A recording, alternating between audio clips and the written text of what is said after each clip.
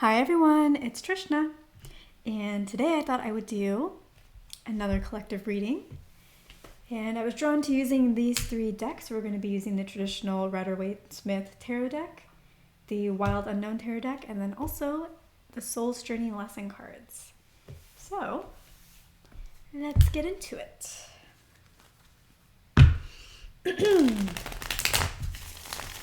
Hope you guys are having a wonderful day.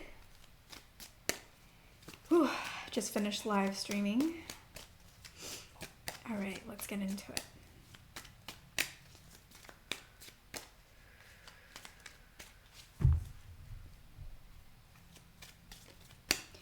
What messages want to come through for the collective?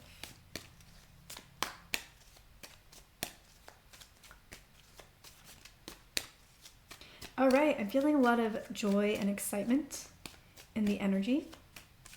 I see a lot of darkness, but I feel like there are these little points of light, of joy, of excitement.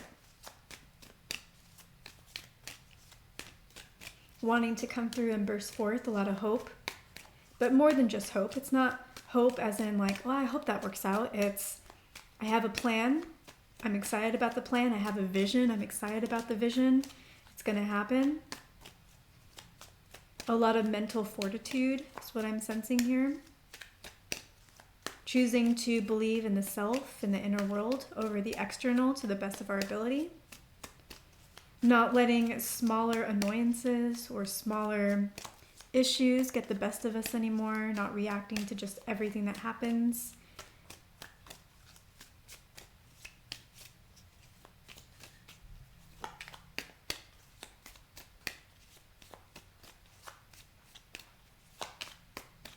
Feeling stronger in ourselves.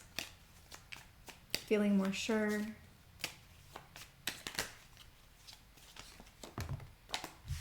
First card, Temperance, okay.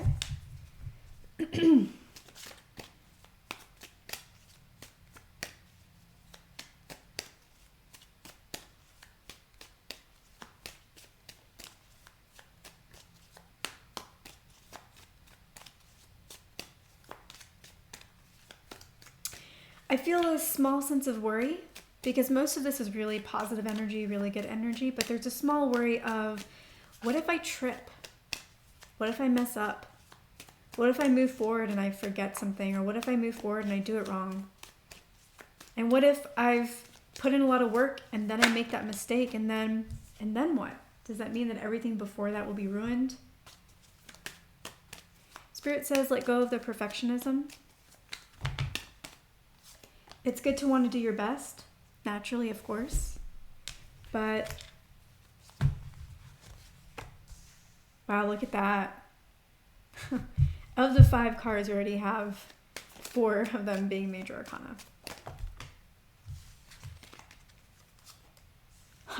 All 5, okay. This is going to be a major message because when you have all major arcana, this means that this is a message. These are lessons. These are themes that are going to impact your life. If we were to have a lot of minor arcana in here, that would mean that, yeah, there are some issues, but they're all smaller ones or things that we can deal with on our own. There aren't really necessarily major lessons. We can always find lessons in anything that we do, of course, but when it's major arcana like that, dude, Spirit's calling our attention. So let's listen.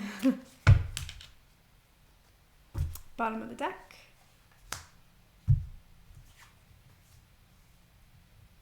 Seven of Pentacles. All right. So what if I trip? And what if I put in so much work that when I trip, I've ruined everything that I've done? And I have to start over. So what if you trip? Don't we all trip? Even as an adult, don't you occasionally ever like trip or not notice that one sidewalk block is a little bit higher than the other? You trip over that. It happens. Doesn't mean that all your years of walking before that are for naught. That all of a sudden you're a bad walker because you tripped that one time.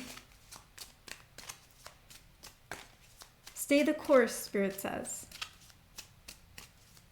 Don't think about the roadblocks before they've even shown up. Why are you thinking about things that are going to happen down the line? When it's down the line, why not just stay focused on your vision and trust the vision?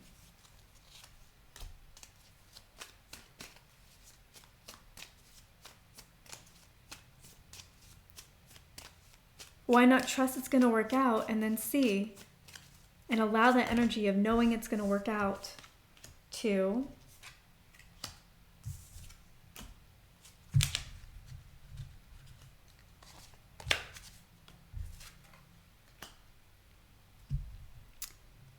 then shift the energy so that you don't trip, or you don't trip as hard, or you don't trip as often or as soon.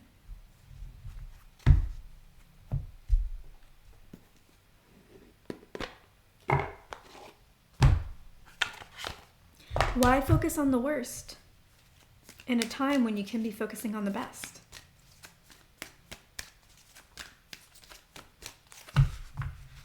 Spirit says whatever it is that's causing you to go to that possibly making a mistake scenario. Okay. Yeah, because you're going to be successful. So why? Why? Why are you focusing on the failures? You're going to be successful. Okay, anyways.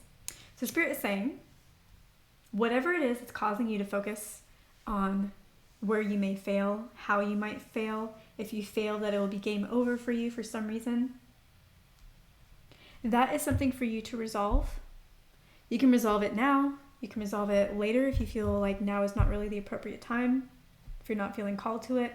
But if it starts to become a very big part of how you're thinking, something that you're worrying about, definitely resolve it. If it's something that's just once in a while, then I think it's okay to let it go, unless you personally feel called to addressing it. But otherwise, yeah, if it's something that you're thinking about a lot, then definitely something to address. And how to address it, go down to the root of it. Figure out, where is this coming from? Why do I just assume that things are going to fail? And see what comes up. What's the first thought that maybe comes up? You just ask a question, why do I think it's going to fail? Oh, maybe you did something like this before in the past and it did fail. Oh, maybe you wanted to try something really new when you were younger, because when you're young, everything's new. And someone told you, why bother? You won't even be able to be successful at it. Why bother? You're going to fail anyways. And just in noticing what comes up first when you ask yourself the question, why do I assume that this is going to fail? Whatever pops up first, just in being aware of that. A lot of times that's all it's needed to release yourself from it. Because now you've gone back to the first time, or the time that your mind most wants to go to right now. And in that recognition, you give it attention. And what's the best way to show love to something? So give it some attention. When we are in love with a partner and they're not giving us attention, what do we think? They must not love us back. They must not care about us as much anymore. So whatever is causing this feeling of I'm probably going to fail is a shadow aspect. And the shadow aspect wants to be loved because it's been repressed, it's been denied, it's been oppressed, it's been hidden for so long, which is what we do with dirty little secrets that we don't want to give love to. So show it some love by giving it attention. Just saying, hey, what do you have to share with me? And then in doing that, it's released.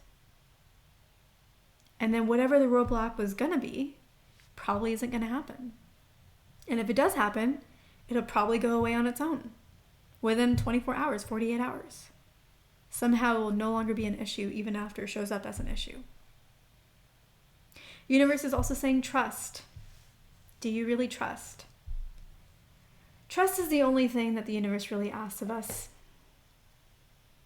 We don't have to believe in our desires. We don't even have to believe in ourselves. We do need to believe in ourselves. I don't know why the universe just said that.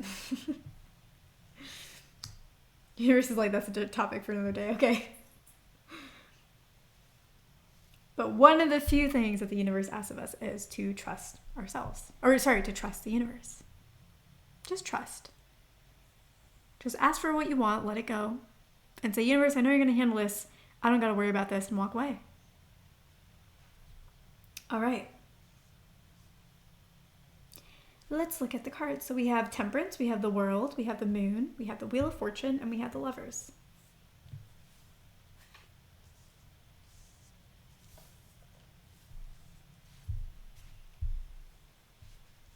Keep working towards your desire.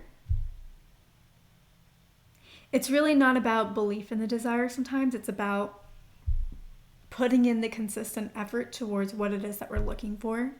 If you continue to practice consistency, if you continue to take the action that is required, by default, things have to happen. Not because action is required to create our realities, but because when we take action, we feel good about ourselves. We feel good about what we're doing. We feel like I've taken all this action, so of course it has to happen. And so action can oftentimes give us the belief that we're lacking. Okay, that's why Spirit said you don't have to believe in yourself or believe in the thing. All you have to do is trust that the universe is going to do its part. And in the meantime, you get yourself busy by doing your part or doing something else. Because whenever you take action, again, that's not what's required to manifest, but it often can help us manifest because we feel like we're doing something. And so in doing something, we can get out of the universe's way. So the universe can do something. And also in doing something, we think, well, I put in all this work, something has to happen. Like, it's got to be good. I've done all the effort, put in all the work, followed all the rules. So the mind is able to believe that something must happen because we took the action that we thought we had to take. Don't let your emotions get the best of you. And maybe for some of you, stop looking to your emotions as an indicator of whether something is right or wrong for you. I think in the spiritual community, there is this idea that you should follow your feelings. If you feel like doing something, do it. If you don't feel like doing something, don't. If you are scared of something, then it's not your path. If you aren't scared of something, then it is your path. And I think it's something that we have to be very careful of because our feelings they come from our mental state. If we are in a fearful state, we will have more feelings of fear and therefore we won't really do anything. And it's not that any of those things are wrong. It's just the mental state that we're in that's causing that emotional state. When we're younger and we're in school, we have to present in front of a classroom full of people. That's scary. We don't want to do that. Public speaking. But that doesn't mean that it's bad for us. It's actually really good for us. It allows us to try something new. It allows us to figure something out. It allows us to have a voice. It gives us a skill that's going to serve us later on in our careers. So scary isn't bad. It just means that there's something to be addressed. So don't let your emotions lead you, but let them show you what you actually think and feel about something so that then you can lead the emotions. I'm scared of public speaking. I don't want to get up in front of a classroom full of people. I don't want to speak in front of people at work. Okay, that's cool. It doesn't mean that it's bad, it just means that we have to change our thinking. So let's change it. All right, I got to give this presentation. And you know what? I'm scared. But you know what? So is everybody else. And everybody else in this room has probably have to do something like this. So they know what I'm feeling and they know that it's common to make mistakes when you're nervous. So if I make a mistake, they're going to be gracious about it. And this is giving me a chance to be more visible. And that's always a good thing at work. This is going to lead to good results, even though maybe I feel uncomfortable about it now. But I'm a human. I adapt and I learn and I grow. And I can turn this nervousness into something that lets me feel excited. What am I going to gain from this? Lots to be gained.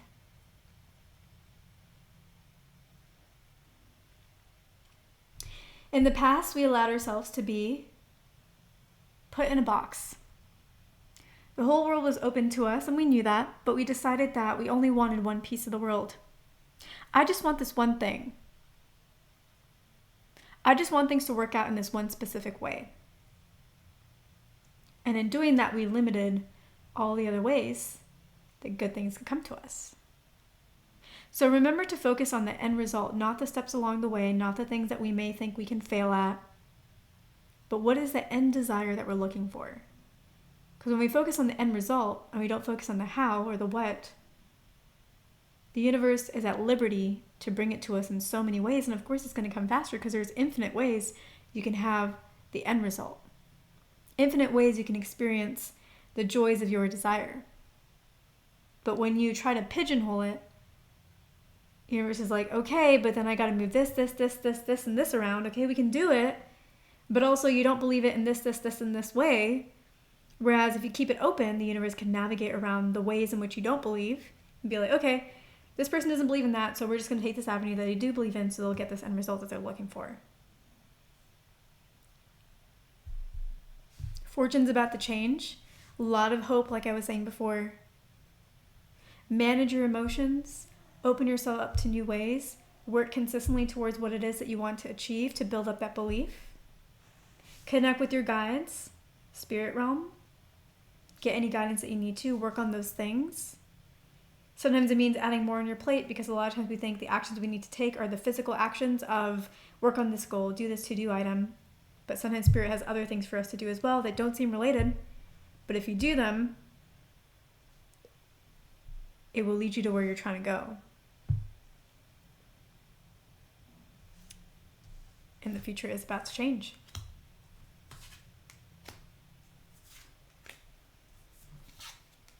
These seeds that you have planted are going to grow. This wondering, when will it happen? That's going to come to an end.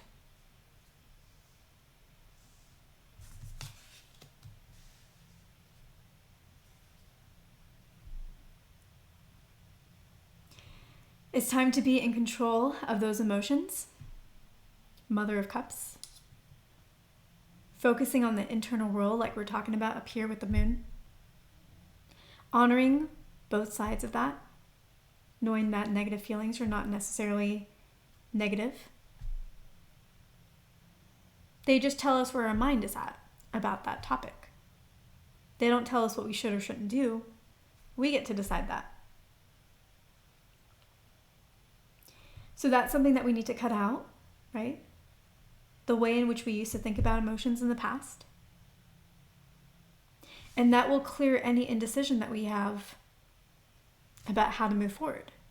Move forward the way that you want to move forward. Don't let the emotions tell you whether that way is right or wrong. Use the emotions to tell you how you feel about that path. Pick the path that you want, and then switch your mindset so you switch the emotions around that path. And that will lead you to success.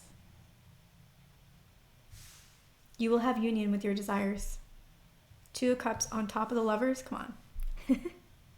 And like I already said, success. Success is yours. If you go about it in a way that leads to success, and if you go about it in a way where you believe in that success.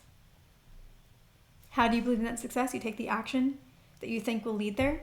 When you take the action that you think will lead there, you believe it. You ask spirit for guidance. And you allow your emotions to not dictate you, but rather tell you where you're at.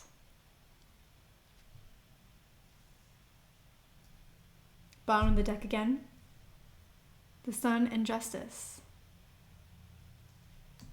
Success is for you. Like, double whammy, right? Success is for you.